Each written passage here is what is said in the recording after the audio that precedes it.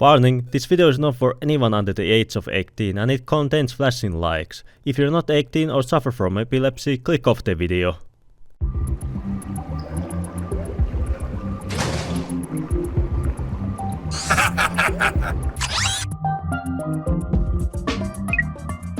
TF2's workshop is a weird place. You can find some great maps that are fun to play on, or it's like another 2 Force reskin, but this time with boobies. But picture this, one day I come back from my job, yes I know, crazy, a fucking YouTuber has a job. So I come back from work and my best friend Morda squeaks me up and is like, "Oi trash, look at this crazy map I found, let's go explore it." And I was like, hell yeah, I love maps. So we went to explore the level and I recorded everything about it. Well, mostly everything about it.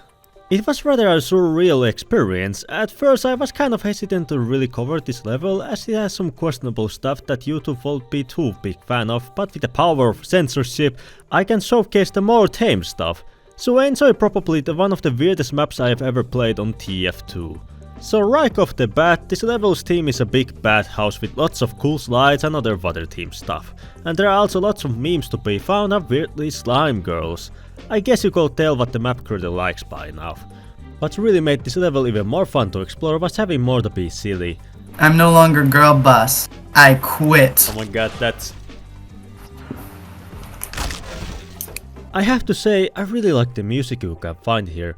Normally when the map creators use music, it's from more mainstream franchises like Mario and Zelda. But here, the creators use tracks from Ratchet & Clank 1 and 3 servers, which really caught me off guard, but in a good way. There were even instances of Ratchet 3's hacking minigame music playing, which enhanced the bizarre nature of this level. After some time, Morda found a weird hallway with bunch of paintings on it, while a track from Luigi's Mansion plays, and there's even a map showcasing how huge this level is, which also showcased a way to Slime Girl Church, which we both agreed upon to find. There were also many other rooms with a bunch of different themes, like a pizza tower room and even a watermelon room with Red Slime Girl. And if you were to touch her, it will cause you to bleed. So I will assume all the red stuff you see is just watermelon juice and not blood, and move on. There's even a spinning cube with slime written on it, and when touched teleports you to a fairly trippy space with Slime Girl chilling. After we left this place, we got a notification that a giant slime had appeared in the pool area, so there we found a giant slime girl just swimming. At this point it really started to feel like we are just playing some creator's fetish map.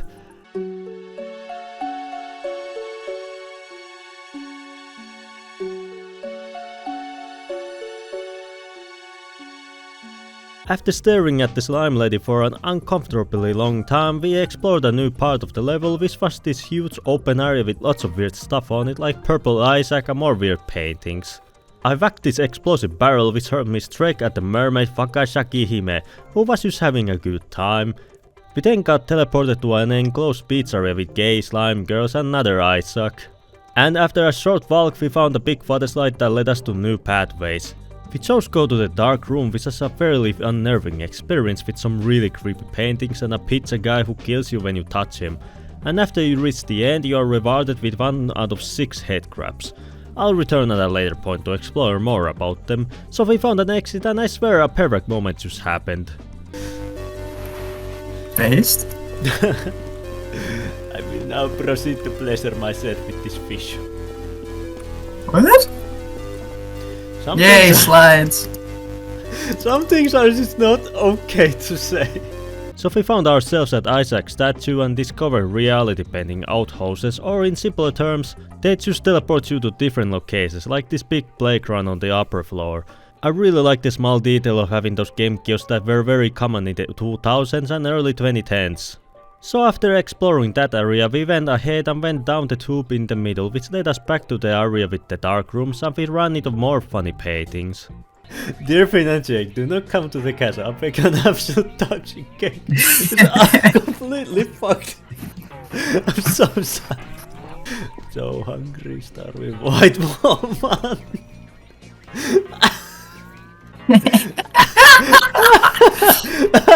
After laughing for a bit, we ended up in what seems to be a construction room with a giant slime pipe and a root beer bar with another slime girl, and if it wasn't clear by now, but this map creator really likes slimy women.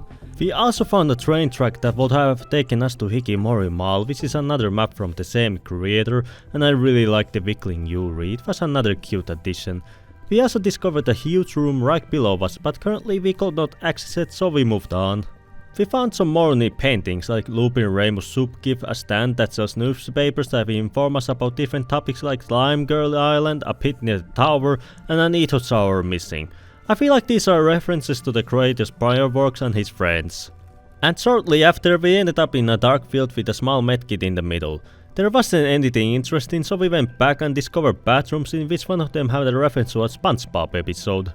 Meanwhile, the other bathroom had more unsettling Easter egg as there was T-posing Angie in the mirror with the text saying, "The burger is a lie."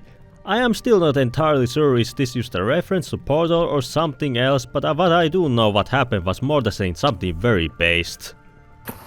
A spy is gonna do what every spy should do.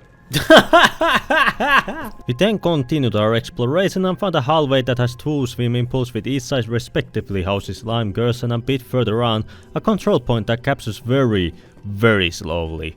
And then there were even more pools, one of which had an underwater passage that led us to side pool area, and then a donut shop named Mercs and Donuts, which unsurprisingly had a Slime Girl cashier. We then went down a slide and ended up at Void, but luckily there was a teleporter that brought us back to the shop. We then found a water slide that endlessly loops you to your death, which wasn't an entirely too fun experience. Later on we returned back upstairs and revisited this one cafeteria area, which I swear I recorded, but I just can't find it. Morda said a very funny joke in it, which is a bit of a shame that it's missing.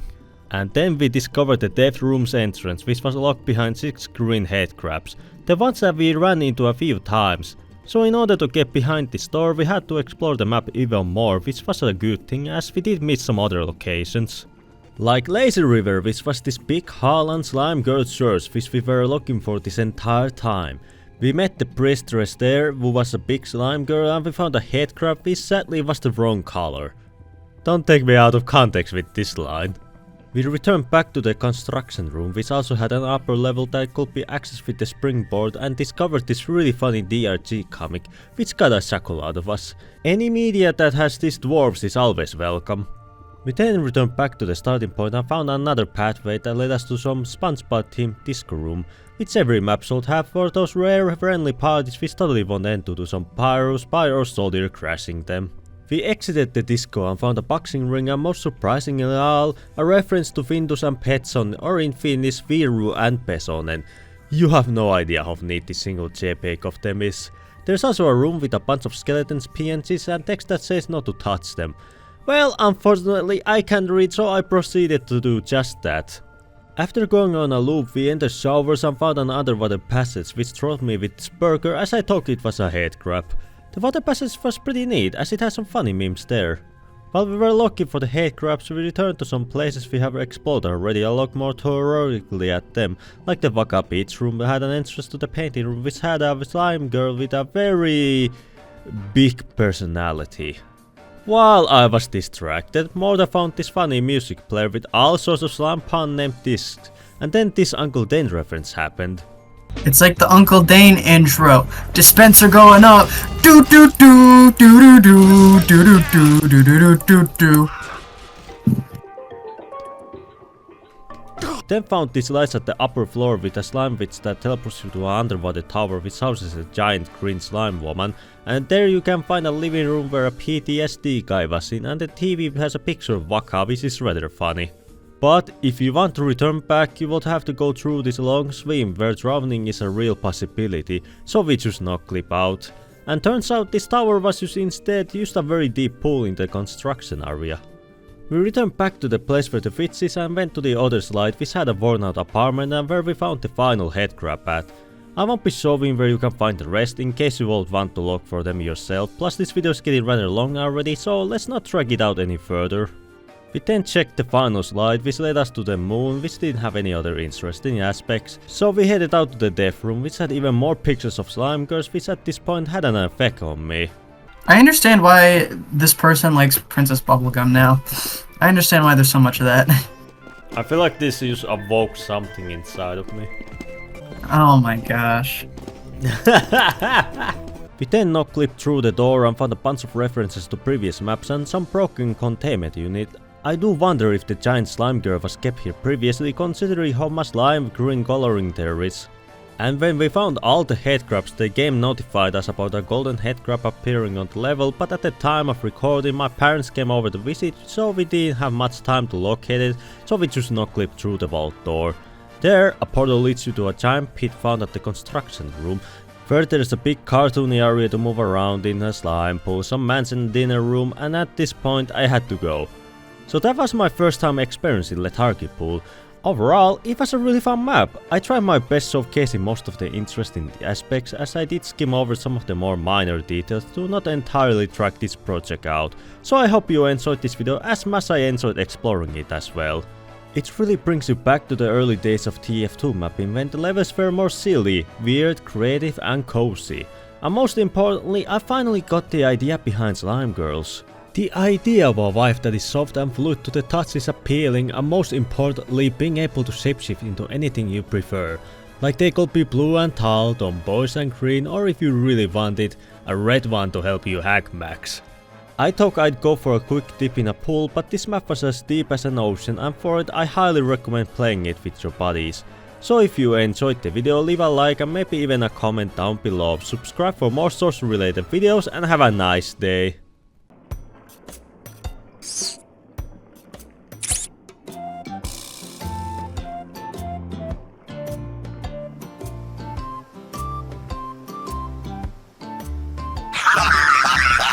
And so the two idiots discovered the secrets of TF2's weirdest map and decided to take it easy in the end.